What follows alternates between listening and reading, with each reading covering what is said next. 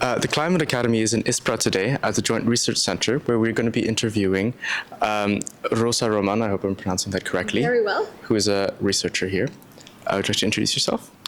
Yes, thank you, and welcome everyone to our Joint Research Center. My name is Rosa Román Cuesta. I'm a researcher here working on climate change mitigation, mainly actions on the role of forests and on the role of land as absorbers of CO2 and contributors to the Green Deal in terms of mitigation action. How long have scientists understood the science of tipping points?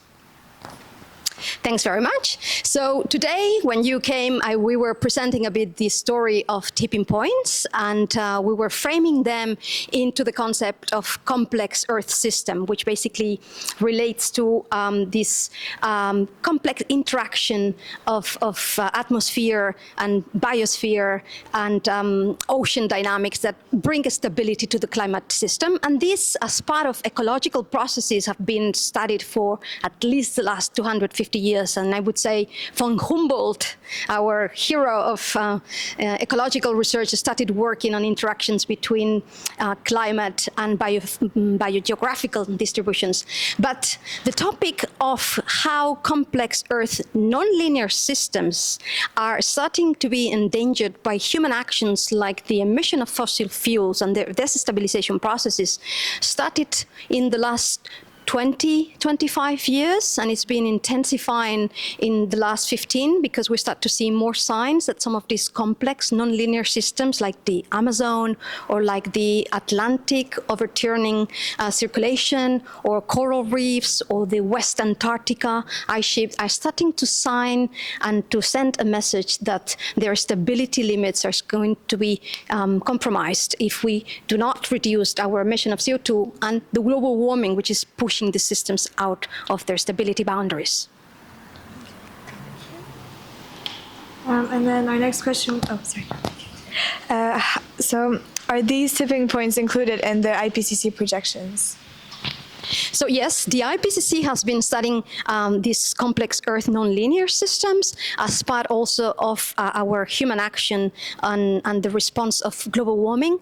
And one of the main messages of the IPCC are these burning ambers that I was showing you before, and how the risk of this complex Earth system to reach these tipping points, which are these thresholds that risk their stability, is starting to decrease. So the temperatures at which we are starting to be concerned that this destabilization process will happen is decreasing within the projections of the IPCC. So the first IPCC in 2001, the first assessment report presented that this tipping point, this crossing threshold, was around 4 degrees of temperature, and these were like low frequency, high intensity responses of the Earth system. But now in the latest IPCC reports, with the latest assessment reports, we've moved from the risk being around 4 degrees into being closer to 1.5, with at least 5 of these tipping systems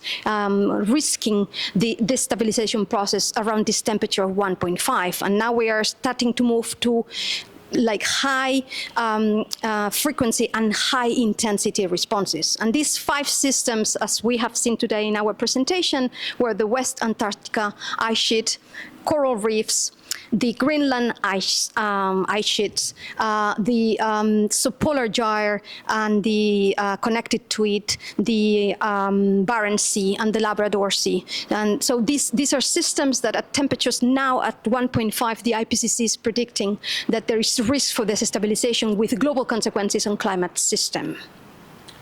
What got you personally interested in tipping points as a researcher? Mm-hmm. That's a very interesting question, because I'm a forest ecologist, a tropical forest ecologist. So I've been working in the Amazon for more than 15 years.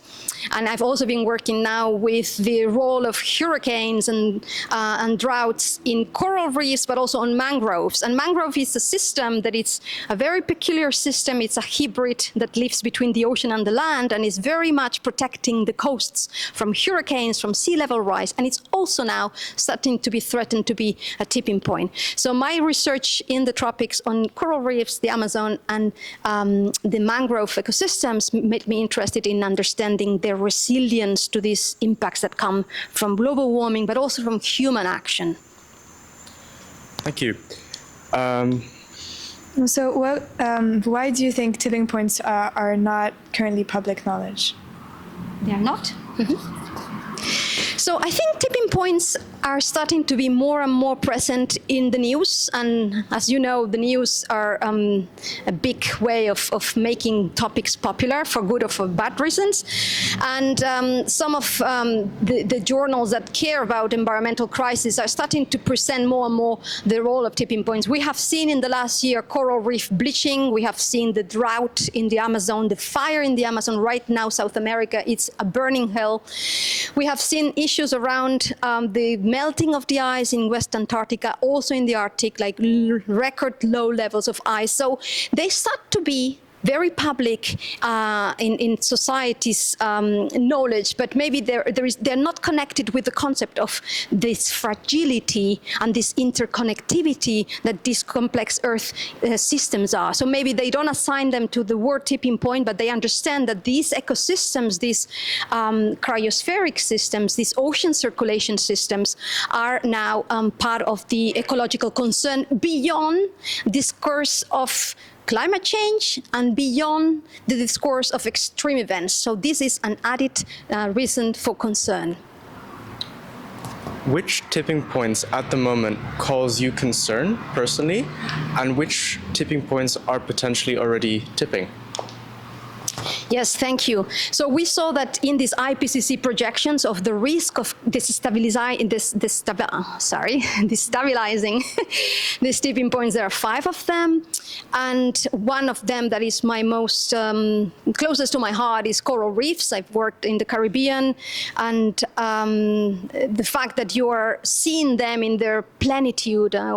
You are too young, but I used to see Cousteau's videos in the Caribbean where everything was so colorful, so beautiful, all these different shapes and textures of coral reefs. And now we've lost diversity, we've lost the structure, we've lost composition of a species, and now we are losing even the coral cover minimum for stability of this reef. So the bleaching of this last year, which comes to the bleaching of 2016, is making us really, really concerned. So coral reefs and the Amazon, because it's also very close to my heart, as we've been working in places that now have become agro-commodities. So we worked for so many years, worked in Pará, in the area where the Amazon reaches the ocean, and we've been in the middle of pristine forests that now are gone. Now we have soya plantations, or we have palm oil plantations, and these are places that you as a researcher got attached to, and they're gone. So it's not something that you will see disappearing, it's that we already seen disappearing.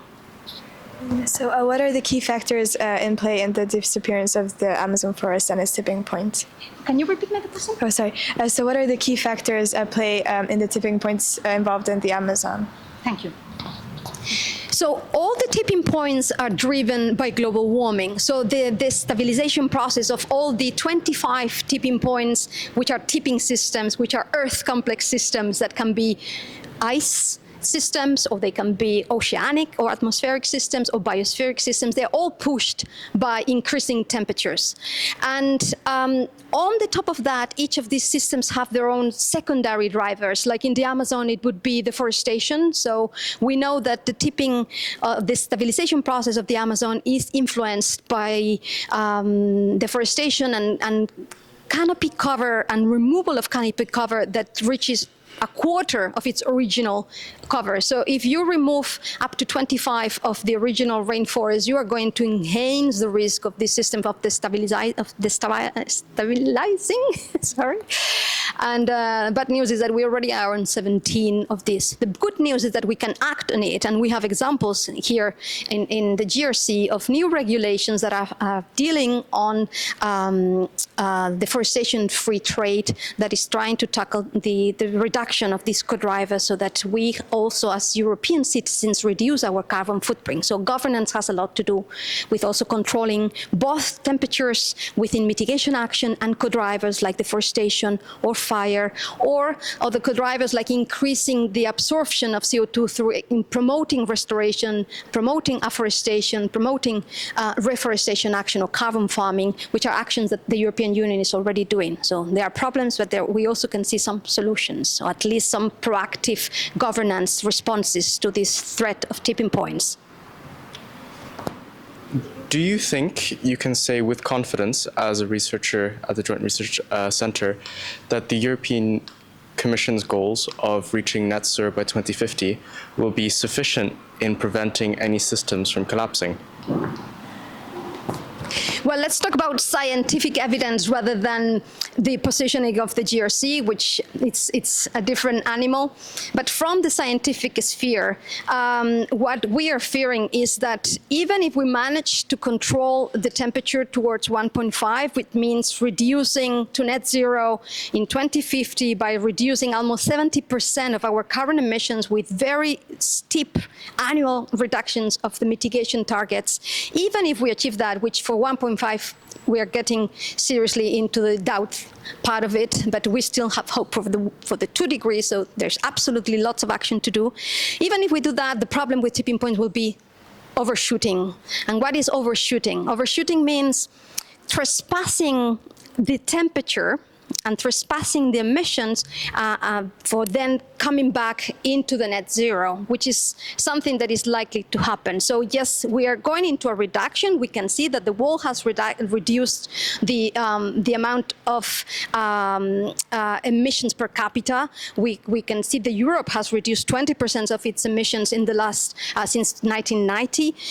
So there is action happening, but the speed of change might lead us to this overshooting, which means that in temperature-wise, we might reach above this 1.5, and then hopefully return back into our desired pathway, which are the pathways defined under the Paris Agreement of 1.5 of 2. So even if we fulfill the mitigation commitments, temperature might still overshoot, and the risk of tipping points is still there. There is governance action that has to be done in prevention, which is already been done, and then there is governance anticipatory action that needs to be done in terms of being prepared if some of these systems, like coral reefs or the West Antarctic ice sheets that are starting to be close to their risk areas, start tipping. Could you elaborate on the consequences of overshooting these targets?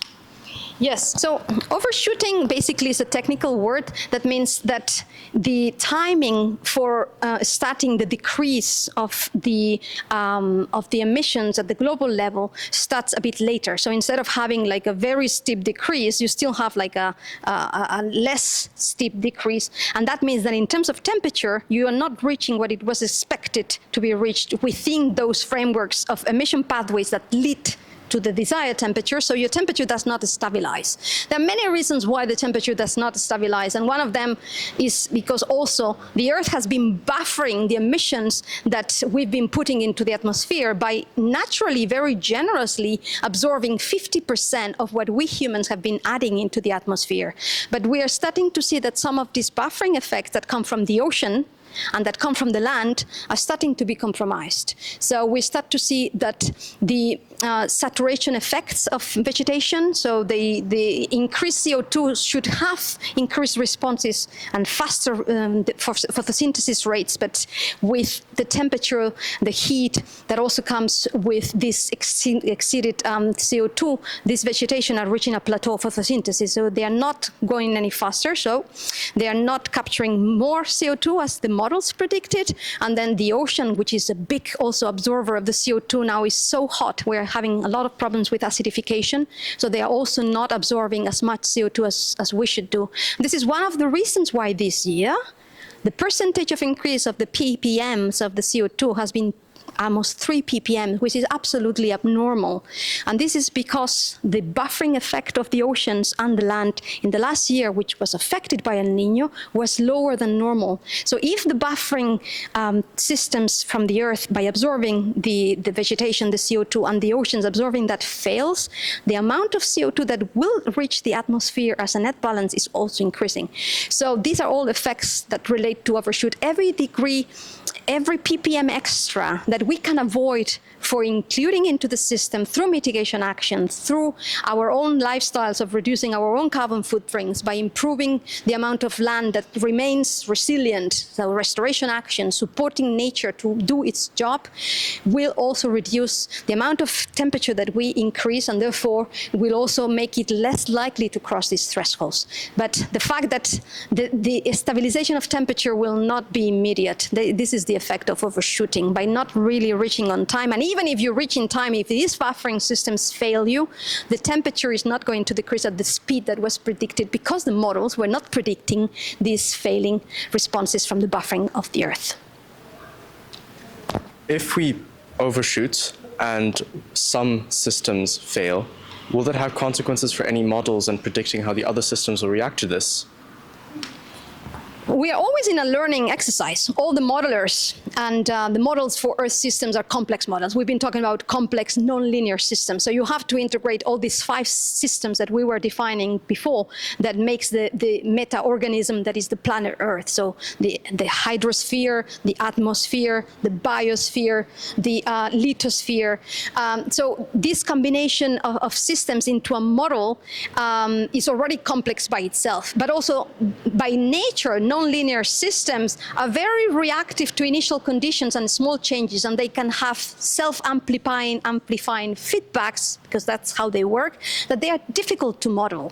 So we are learning by contrasting the predictions of our models with observable data. So these models are improving, but the projections in the future is always based on our best understanding of how the Earth works. And the bad news here is that most of our models have been over-optimistically thinking that the Earth would remain with these buffering conditions that have so far helped us to reduce some of the CO2 West got absorbed. So are we improving our systems? Yes. Is this important? Yes. So for instance, I don't know if you've heard about the NDCs. The NDCs is this mechanism that the Paris Agreement is offering countries as a way to say, how much are you going to reduce your emissions in 2030 with your national domestic action? So for your 5 sectors of emissions within your greenhouse gas inventory, explain me as your global commitment, because you have signed this agreement, please explain the international community so that this is a transparent proposal, how you're going to reduce your emissions from energy, from transportation, from industry, from the land sector. So some of these models that are projecting into the future that countries use need to incorporate also these new responses that we are seeing in the Earth and into their own countries. So countries like Brazil that are having worse responses in terms of capturing CO2 because of the heat, because of the fire, because of the drought, their future projections of how much they can sink back and contribute to future mitigation action will need to be readjusted. Everyone in this planet will need to go and readjust these models, not only at country level, but also global modelers need to readjust their projections, and the projections that are the base for the Paris Agreement, 1.5 and 2 degrees, which are ideal scenarios of decarbonization that consider certain initial conditions of socioeconomical development. Thank you very much. Just a final question. There's a lot of very passionate students involved with the Climate Academy. What can we do to make sure that our countries reach our targets and that we avoid any systems from collapsing? Oh, that's a very good question. So this comes what we as citizens can do. I think the question is valid, and we do have to be positioned in our own carbon footprint. There is a lot that we in our daily lives need to work on, like our way of transportation, our diets, like low carbon diets, that means less beef, less meat, more local local market products, so kilometer zero strategies around where you buy your things, so that you also reduce the footprint of the products that you buy. Also make sure that you don't buy things that have palm oil, like all these little things. There is all this list of things that in the supermarket you can choose to buy things that do not necessarily contribute to deforestation in these countries. So this is one action you can do, like your personal carbon footprints. The other is you will be voting soon, so make sure that you also learn, understand, compare different approaches from different political parties of what they're offering in the topics that are relevant for you guys. Different people will have different interests, so that make sure that this is a homework that we all as voters have to do in Europe, so that we also support the implementation of the multiple actions that our government and the European Union is doing in terms of mitigation action and adaptation action with the Green Deal. So now it's time for implementing. These would be a few of my suggestions so far. Yes, and also, I think we need a lot of research, we need a lot of researchers, and we need a lot of participation into new science that will help us solve a problem that right now we still don't have a very clear solution. Thank you very much for your time. Thank you. Thank you for coming, and I hope that you're going to have a safe back trip to Brussels. Thank you.